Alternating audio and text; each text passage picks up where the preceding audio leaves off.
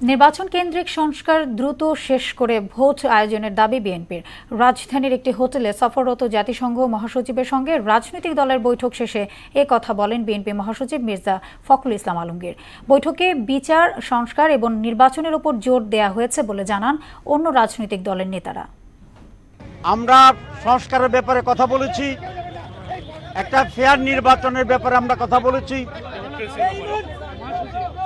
টেকসই গণতন্ত্রের ব্যাপারে আমরা কথা বলেছি এবং জাতীয় ঐক্যের ব্যাপারে আমরা কথা বলেছি। এই সংস্কারটা অবশ্যই করতে হবে, কিন্তু সেই সংস্কারটা যত দ্রুত করা যায়, আমরা যেটা বলেছি, আমরা মূলত যে নির্বাচন কেন্দ্রিক যে বিষয়গুলো আছে সেগুলো করে ফেলা এবং তার দ্রুত ইলেকশন করা এবং একটা পার্লামেন্টের মাধ্যমে বাকি বিষয়গুলোকে আপনার করতে হবে।